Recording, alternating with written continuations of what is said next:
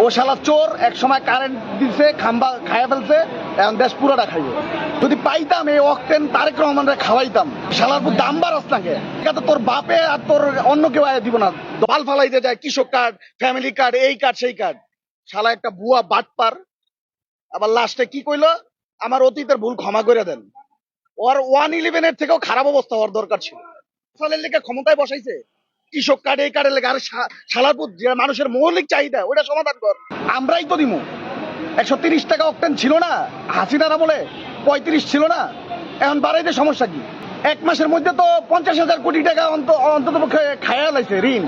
বাদ বাকিটা তো আল্লাহই জানে। আর মায়ের ওই যে হাদি কয়ে গেছে না, সংসদে ঢুকা পিটাইবো, সংসদেও যাওয়ান লাগবো না, এটি মরবো রাস্তাঘাটে পড়ে। আগের দিন তো ভাগ্যা যেতে পারছে, এটি ভাগতে পারবো না। এই দেশের ভবিষ্যৎ যে কি, আর ওই যে কি বলছে, আই হ্যাভ এ প্ল্যান, এই প্ল্যানের বাস্তবায়ন চলতেছে। ও শালা চোর, এক সময় কারেন্ট দিছে, খাম্বা খাইয়া ফেলছে, এখন দেশ পুরোটা খাইব। পাশে তো প্রধানমন্ত্রীর কার্যালয়, পাশে প্রধানমন্ত্রীর কার্যালয়ে তো সব ভিআইপি ঢুকতেছে। এই পর্যন্ত লাইন আসলে নর্মালি আসলে 6টা পর্যন্ত তেল পাইতাম।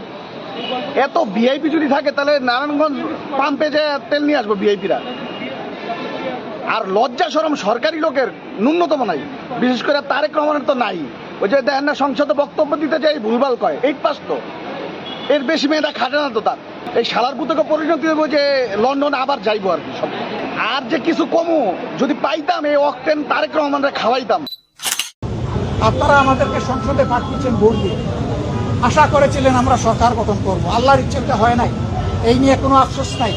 আমরা সরকার গঠন করলাম কি করলাম না, এটা আমাদের কাছে বড় ব্যাপার নয়। আমাদের কাছে বড় ব্যাপার আমরা জনগণের জন্য কথা বলতে পারলাম কিনা, কাজ করতে পারলাম।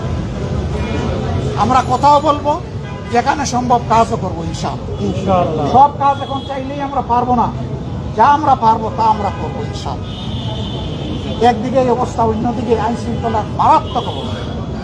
আপনারা দেখেছেন আজকে 3 দিন হয়ে গেছে, আর 4 দিন হবে, গাজীপুরের মাওনায় একজন ইমাম সাহেবের মেয়েকে দিনে দুপুরে তার সামনে থেকে ঘরের দরজা ভেঙে মেয়েটাকে কিডন্যাপ করে নিয়েছে কিছু দুর্বৃত্ত। আমরা খবর পেয়েছি তারা রাজনৈতিক পৃষ্ঠপোষকতা এই দুর্বৃত্তপনা করেছে। বাবা বলতেছে, আমার মেয়েটা যদি দুনিয়া থেকে চলে যেত এত কষ্ট আমার লাগতো না। এখন আমার মেয়েটা কোথায় আছে আমি তো জানি না। আমি সেই দুর্ভাগা বাবা, যার চোখের সামনে থেকে আমার কলিজার টুকরাকে কেড়ে নিল। আমি চেয়ে চেয়ে শুধু চোখের জল পানি ফেললাম, আমি আর কিছু করতে পারলাম না। আমার মেয়ে বারবার চিৎকার করছে, আব্বা আমারে বাঁচাও। আমি একজন ব্যর্থ বাবা, আমি আমার মেয়ের আত্মচিৎকার পরেও আমার মেয়েকে রাখতে পারি নাই।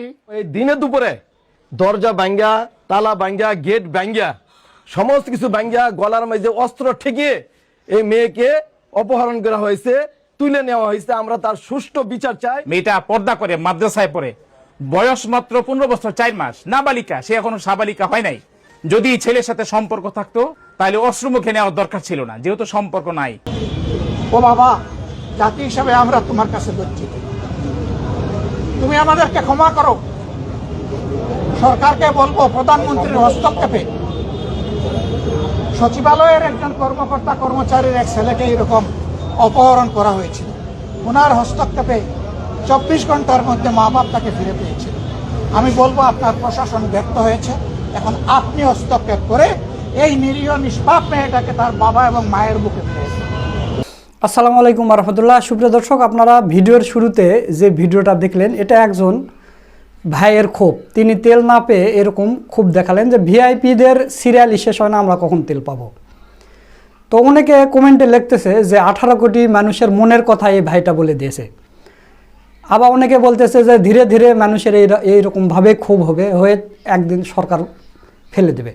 তো দর্শক, আমি যে বিষয় নিয়ে আজকে ভিডিওটা বানাচ্ছি সেটা হলো, আমিরুজ্জামান ডাক্তার শফিকুর রহমান শিশু হাসপাতাল ঘুরেছেন আজকে এবং বিভিন্ন তেলের পাম্পে ঘুরেছেন। ঘোরার পরে তিনি সামান্য একটা সংবাদ সম্মেলন করেছে এবং সেখানে অসাধারণ কিছু কথা বলেছেন, যা শুনলে আপনি অবাক হয়ে যাবেন।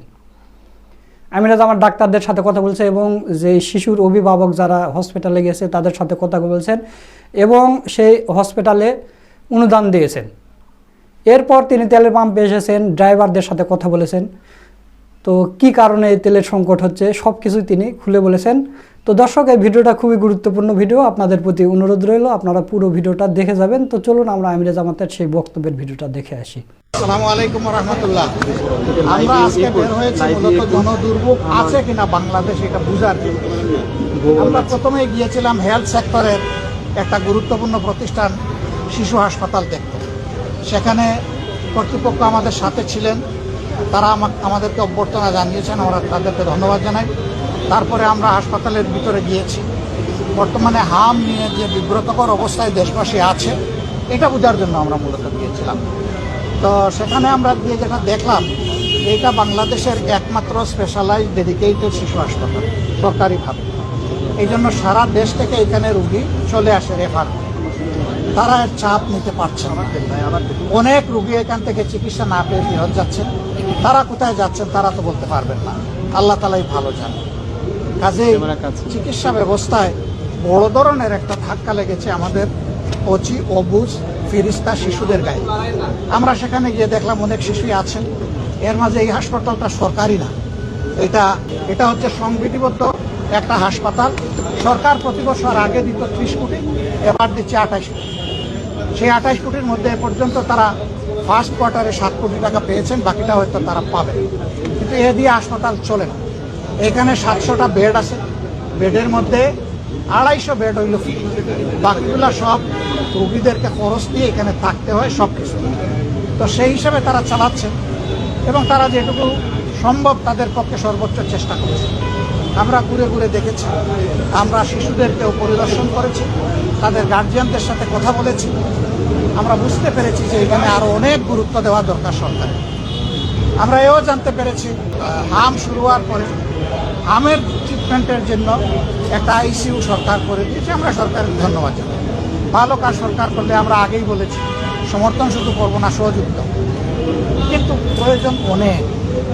এই হাসপাতালের বেড বাড়ানো দরকার, সেই সুযোগ আছে। আমরা সরকারের কাছে দাবি জানাই এই হাসপাতালকে, যেহেতু একমাত্র হাসপাতাল বাংলাদেশের স্পেশালাইজড শিশু ক্ষেত্রে সরকারি, এটার বেড বাড়িয়ে অন্তত 2000 করার ব্যবস্থা করে, তাইলে মানুষ কিছুটা রিলিফ পাবে। 2 নম্বর, আমরা জানলাম যে এখানে বিভিন্ন লোকদের অনুদান আছে সরকারের বাইরে। আমরা একটা দল, আমরা জনকল্যাণে বিশ্বাসী একটা দল। জনকল্যাণে আমাদের নিয়মিত কিছু কর্মসূচি থাকে। সেই কর্মসূচির অংশ হিসাবে আমরা একটু শরীক হওয়ার আগ্রহ ব্যক্ত করলে কর্তৃপক্ষ সাদরে এটাকে গ্রহণ করে। আমরা একটা পরিমাণ বলেছিলাম, তারা আরও বাড়িয়ে একটি যন্ত্র সরবরাহ করার জন্য বলেছে, যেটার অভাবে এখানে শিশুরা কষ্ট পাচ্ছে সেটা ওখানে বলেছে। একটা ব্রঙ্কোস্কোপিক মেশিন তাদেরকে দেওয়ার জন্য বলেছেন। আমরা চেষ্টা করব, আপনারা দোয়া। এরপরে বের হয়ে এসে বিভিন্ন জায়গায় লাইনে দাঁড়িয়ে থাকা গাড়িগুলোর যারা চালক মালিক, তাদের সাথে আমরা কথা বলেছি। আস্তে আস্তে নেমেছি গাড়ি থেকে, তাদের সাথে গিয়ে কথা বলেছি। যারা মোটরসাইকেলে তেল নেওয়ার জন্য দাঁড়িয়ে আছেন তাদের সাথে, মালিকদের সাথে, আমাদের চালক বন্ধুদের সাথে কথা বলে বুঝতে পারলাম যে একটা গাড়িকে একবারে 2000 টাকার বেশি তেল দেওয়া হয়, আর একটা মোটরসাইকেলকে সর্বোচ্চ 500, নিচে 150 টাকার পর্যন্ত তেল দেওয়া হয়। এইটা বিভিন্ন পাম্প বেঁধে এই বেশ কমটা হয়। এরপরে আমরা এসেছি এখানে পাম্পের কর্তৃপক্ষের সাথে কথা বলতে, মালিকদেরকেও এখানে ছিলেন, এখানে যারা ম্যানেজমেন্টে আছেন তাদের সাথে আমরা কথা বলি। তারা আমাদেরকে জানান, এটা হলো আগে প্রতিদিন তারা 3 গাড়ি তেল পেতেন, এই সংকট সৃষ্টি হওয়ার পরে দেওয়া হয় 1 গাড়ি। এইটা দিয়ে তারা 24 ঘন্টা কাভার করতে পারেন। যত সময় থাকে দেন, যখন থাকে না তখন তারা বন্ধ করতে বাধ্য হয়। অথচ সরকারের পক্ষ থেকে বলা হচ্ছে আগের স্বাভাবিক সময়ের চাইতে এখন তেল অনেক বেশি বিক্রি হচ্ছে। তাদেরকে আমরা জিজ্ঞেস করলাম, পান এখন 3 ভাগের 1 ভাগ, আপনারা বেশি বিক্রি করেন প্রত্যেক। তারা বললেন যে এই কথাটা সত্য। আমরা যেহেতু 3 ভাগের 1 ভাগ পাই, ওই আগের 3 ভাগের 1 ভাগই আমরা পাই। সমানও পারি না, বেশি তো প্রশ্নই। সম্মানিত ভাইয়েরা, কি বলবো, জাতীয় সংসদকে বলা হচ্ছে মহান জাতীয় সংসদ, পবিত্র জাতীয় সংসদ, সার্বভৌম জাতীয় সংসদ, অনেক কিছু বলা হচ্ছে। কিন্তু সেই জাতীয় সংসদে দাঁড়িয়ে যদি জাতিকে অন্ধকারে রাখা হয় এবং সত্য কথা বলা না হয়, যদি অসত্য তথ্য দেওয়া হয়, তাহলে এটা জাতির জন্য দুর্ভাগ্যের এবং লজ্জা। আমরা দুঃখ প্রকাশ করছি যারা এই তেল নিতে গিয়ে ঘন্টার পর ঘন্টা কষ্ট করছেন রোদে পুড়ে এবং বৃষ্টিতে ভিজে। আমরা যদি পারতাম তাদের দুঃখ দূর করার মতো কিছু আমাদের হাতে থাকতো, আমরা সেটা করতাম। আমরা এখন যেটা পারবো আপনাদের হয়ে এখন কথা বলবো যে আমরা গিয়েছি, হাওয়ায় বসে কথা বলছি না, এসিতে বসে কথা বলছি না। আমরা ওখানে গিয়েছি গরমের মধ্যে, অল্প সময় হলেও আমরা তাদের সাথে থেকেছি, কথা বলেছি, বুঝেছি। এই চিত্র এখন সংসদে আমরা নিয়ে এসেছি। আমরা এটাও বিশ্বাস করি এবং স্বীকার করি এই সংকটটা এই সরকারের তৈরি না। এই সংকট তৈরি হয়েছে বিশ্বের যুদ্ধে লাগার কারণে। তাহলে এখানে লুকোচুরির কি আছে? আমরা খোলামেলা সত্য কথাটা বলি, সবাই মিলে তার সমাধানের পথ খুঁজে বের করি। তা না করে ধামা চাপা দেওয়া হলে, ধামা চাপা দিলে সেচে কি পাওয়ার টিলার চালানোর জন্য আমার কৃষক ভাইটা তেল পাবে? যারা বাইক চালাইয়া নিজের সংসারটা কোনো স্রোত নির্বাহ করে, আমি জিজ্ঞেস করেছি ভাই আগে কত, বলে যে আগে 1,500-2,000 টাকা রুজি করতাম, এখন কত? না এখন তো 500-600। অথচ দ্রব্যের মূল্য বেড়ে গেছে দুইটা কারণে। একটা হলো তেলের বাজারে অস্থিরতা, সংকট, এই জন্য পরিবহন খরচ বেড়ে গেছে। আর একটা হলো চাঁদাবাজের রেটও বাড়াই গেছে। এই দুইটার ভার এসে সাধারণ জনগণের গাড়ি পড়েছে। আমরা ইনশাল্লাহ এই ব্যাপারে কথা বলবো। আমরা সকল অন্যায়ের বিপক্ষে। আমরা বলতে কারা? আপনাদেরকে বাদ দিয়ে নয়, এই সবাই মিলিয়ে আমরা। আপনারা আমাদেরকে সংসদে পাঠিয়েছেন ভোট দিয়ে, আশা করেছিলেন আমরা সরকার গঠন করব। আল্লাহর ইচ্ছেটা হয় নাই, এই নিয়ে কোনো আফসোস নাই। আমরা সরকার গঠন করলাম কি করলাম না, এটা আমাদের কাছে বড় ব্যাপার নয়। আমাদের কাছে বড় ব্যাপার আমরা জনগণের জন্য কথা বলতে পারলাম কিনা, কাজ করতে পারলাম। আমরা কথাও বলবো, যেখানে সম্ভব কাজও করবো ইনশাআল্লাহ। সব কাজ এখন চাইলেই আমরা পারবো না, যা আমরা পারবো তা আমরা করবো ইনশাআল্লাহ। একদিকে এই অবস্থা, অন্যদিকে আইন শৃঙ্খলা মারাত্মক অবস্থা। আপনারা দেখেছেন আজকে 3 দিন হয়ে গেছে আর 4 দিন হবে, গাজীপুরের মাওনায় একজন ইমাম সাহেবের মেয়েকে দিনে দুপুরে তার সামনে থেকে ঘরের দরজা ভেঙে মেয়েটাকে কিডন্যাপ করে নিয়েছে কিছু দুর্বৃত্ত। আমরা খবর পেয়েছি তারা রাজনৈতিক পৃষ্ঠপোষকতায় এই দুর্বৃত্তপনা করেছে। বাবা বলতেছে আমার মেয়েটা যদি দুনিয়া থেকে চলে যেত এত কষ্ট আমার লাগতো না। এখন আমার মেয়েটা কোথায় আছে আমি তো জানি না। আমি সেই দুর্ভাগা বাবা যার চোখের সামনে থেকে আমার কলিজার টুকরাকে কেড়ে নিল। আমি চেয়ে চেয়ে শুধু চোখের জল পানি ফেললাম, আমি আর কিছু করতে পারলাম না। ও বাবা, জাতি হিসাবে আমরা তোমার কাছে লজ্জিত, তুমি আমাদেরকে ক্ষমা করো। সরকারকে বলবো প্রধানমন্ত্রীর হস্তক্ষেপে সচিবালয়ের একজন কর্মকর্তা কর্মচারীর এক ছেলেকে এরকম অপহরণ করা হয়েছিল।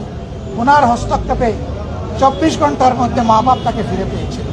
আমি বলবো আপনার প্রশাসন ব্যর্থ হয়েছে, এখন আপনি হস্তক্ষেপ করে এই নিরীহ নিষ্পাপ মেয়েটাকে তার বাবা এবং মায়ের বুকে ফিরেছে।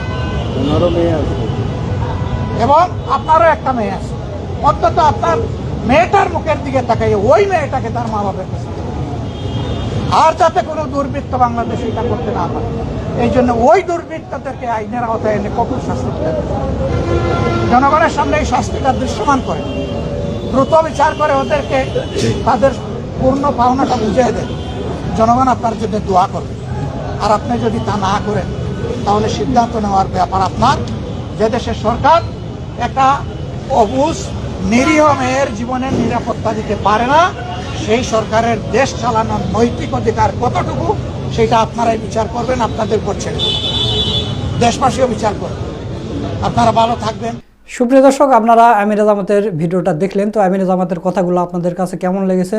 যদি ভালো লাগে ভিডিওটা শেয়ার করবেন। আর ভিডিও শেষ করার আগে আর একটা কথা বলে নেই, সেটা হলো ভিডিওর শুরুতে আপনারা যেই ভাইয়ের বক্তব্যটা শুনলেন, খুব ঝাড়লেন। তো রাশেদ প্রধান তারেক রহমানকে কুলাঙ্গার বলেছে, এই কারণে রাশেদ প্রধানের বাড়িঘর ভাঙচুর করা হচ্ছে। তো এখানে তারেক রহমানকে অকটেন খাওয়ানোর কথা বলেছে, শালা শালা বলল। তো জানি না এই ভাইকে এতক্ষণের মধ্যে গ্রেপ্তার করা হয়েছে কিনা। একজন ইমাম সাহেবের সামনে পিস্তল ঠেকিয়ে তার মেয়েকে অপহরণ করে নিয়ে গেছে, 72 ঘন্টা চলতেছে, এখনও উদ্ধার করা হয়নি বা তাদের গ্রেপ্তার করতে পারেনি। তবে এই ভাই যে তারেক রহমানের উপর ক্ষোভ ঝাড়লেন, এই ভাইকে কিন্তু গ্রেপ্তার করা হতে পারে, আমরা যেটা মনে করতেছি যেভাবে তিনি ক্ষোভ ঝাড়লেন।